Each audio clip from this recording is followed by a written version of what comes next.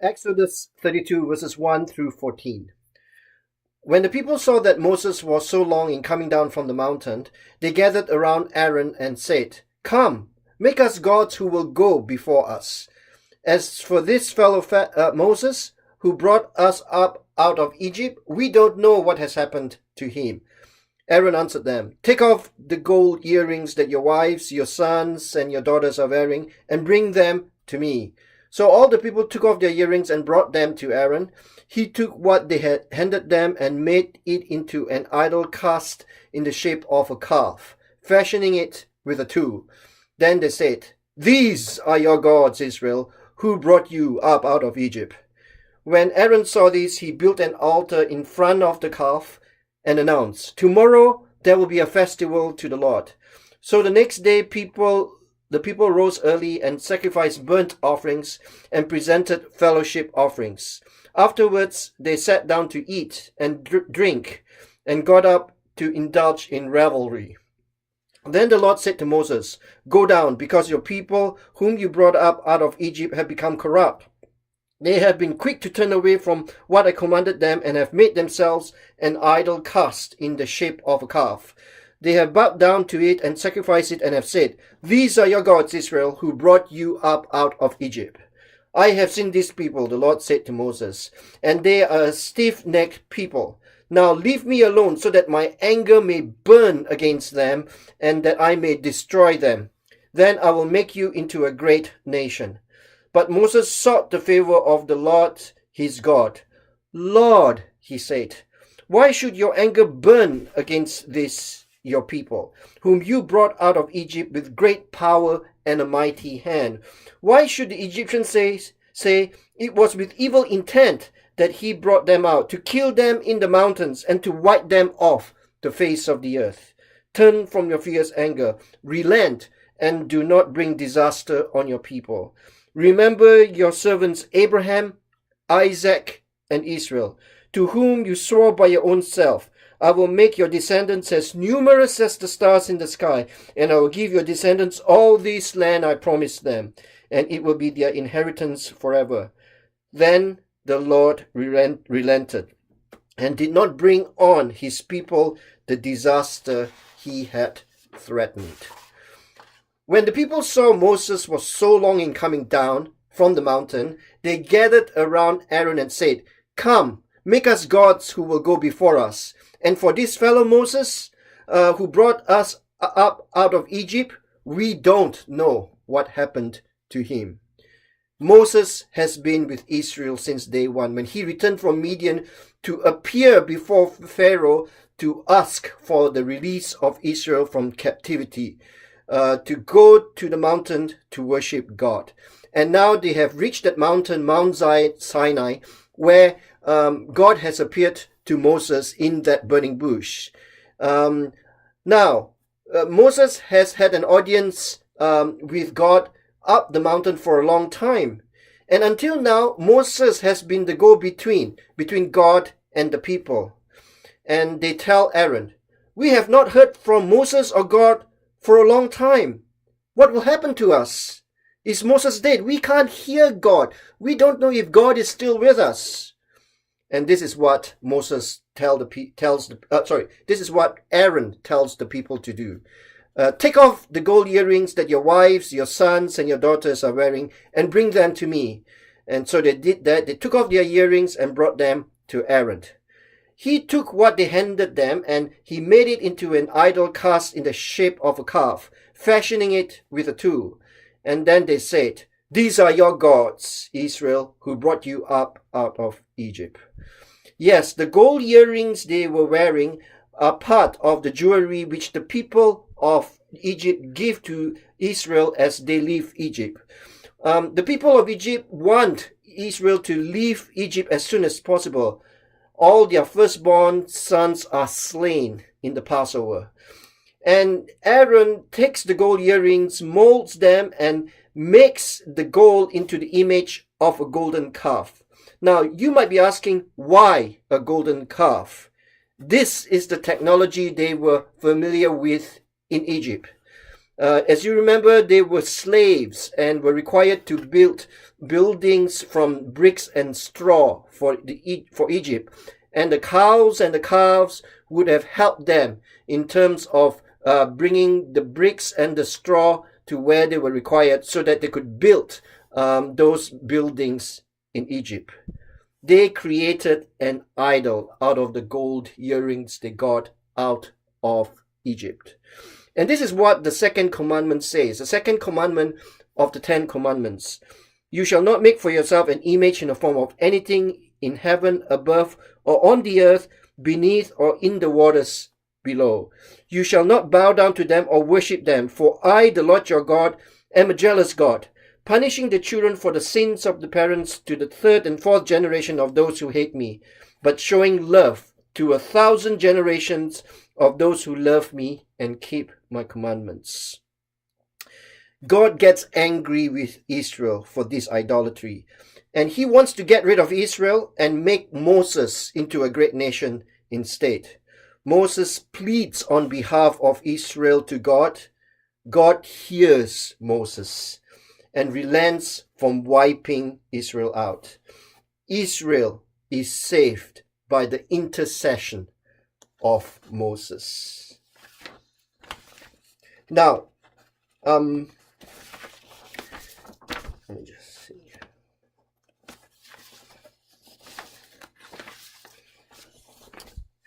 The New York Times writer Ross Douthat wrote an article warning people about what he called the real threat to the human future. What is it? Douthat explains. The one in your pocket or on your desk, the one you might be reading this column right now. And Douthat explains. Search your feelings. You know it to be true. You are enslaved to the internet. Definitely if you're young, and increasingly if you're old. Your day-to-day, minute-to-minute existence is dominated by a compulsion to check email and Twitter and Facebook and Instagram with a frequency that bears no relationship to any communicative need. Compulsions are rarely harmless. The internet is not the opioid crisis. It is not likely to kill you unless you are hit by a distracted driver or leave you ravaged and destitute. But it requires you to focus intensely, furiously, and constantly on the ephemera that fills a tiny little screen, and the experience the traditional graces of existence, your spouse and friends and children, the natural world, good food and great art, is in the state of perpetual distraction. Used within limits, of course, these devices also offer us new graces, but we are not using them with reasonable limits. They are the masters. We are not. They are built to addict us, madden us, distract us, arouse us, and deceive us. We primp and perform for them as for a lover. We surrender our privacy to their demands. We wait on tenterhooks for every like. The smartphone is in the saddle, and it rides mankind. So as Moses takes his time with God in the mountain, Israel gets impatient. They want Moses or God to show themselves immediately, right now, and they opt for a pale imitation, the golden calf, a symbol of technology they are familiar with from Egypt. Now, I have to say that I do not read my Bible using the book of the Bible anymore. I use Bible Gateway on my computer and the Bible app on my phone. I even read news on my devices. Yet I do know that if I'm not careful, my devices will dominate me. I took Luke to the orthodontist appointment this week. I was surprised that most of the parents in the waiting room were reading their phones and checking their email. Now, it's not just the internet. The internet might be one of our possible idols. It can be something else. It can be sports or cars or computer games or even food. It is what we put on the saddle and agree to it riding us. To each their own. What might be idolatrous to one person might not be an addiction to someone else. I have had the privilege of attending our Alcoholics Anonymous meetings at 8:30 p.m. on Thursday evenings. Most of my friends tell me that just one drop of alcohol will get them into addiction again. And to save themselves from this, they totally refuse a single drop of an alcoholic drink. In the last 2 months, we have walked down the road with Moses.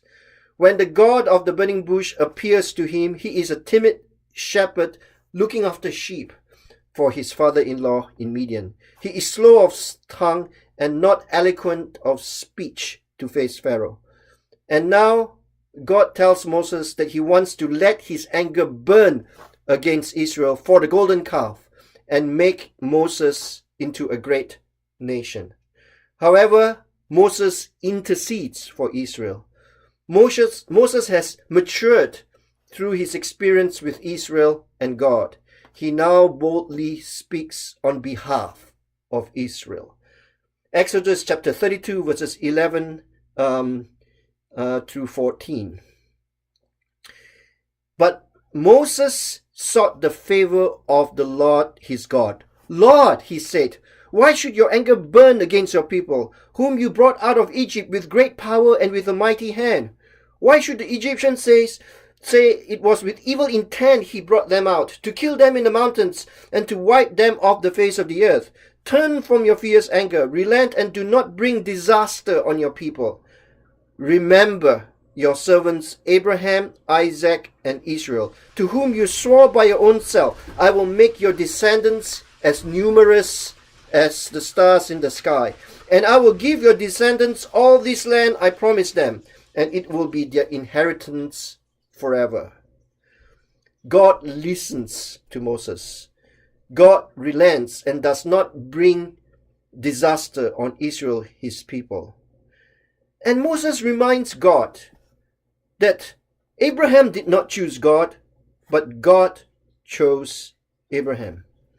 Isaac did not choose God, but God chose Isaac. Jacob did not choose God, but God chose Jacob and renamed him as Israel. Moses did not choose God, but God chose Moses to liberate Israel out of Egypt. We do not choose God, but God chooses us into a relationship with him. And with this call, the choosing of Moses transforms Moses from being that timid shepherd to become the intercessor of Israel before God. And Moses appeals to the past activities of God for Abraham, Isaac, and Jacob, renamed Israel. Moses appeals to the saving grace of God. God relents from punishing Israel, and God is going to stick with Israel for the next 40 years in the desert. God shows his grace to Moses and Israel. When Mike Murdoch shared his story at our church in August, he shared this verse that I'm going to refer to as the source of how God helped him out of his addiction. It is 1 Corinthians chapter 10, verse 13.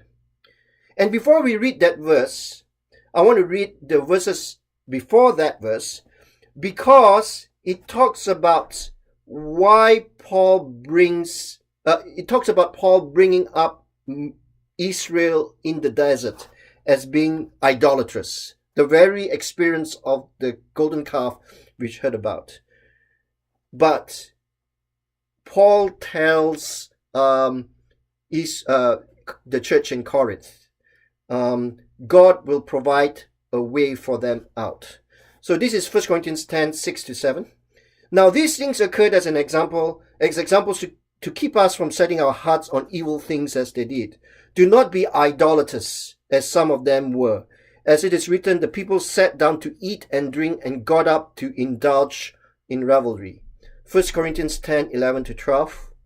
These things happened to them as examples and were written down as warnings for us, on whom the culmination of the ages has come.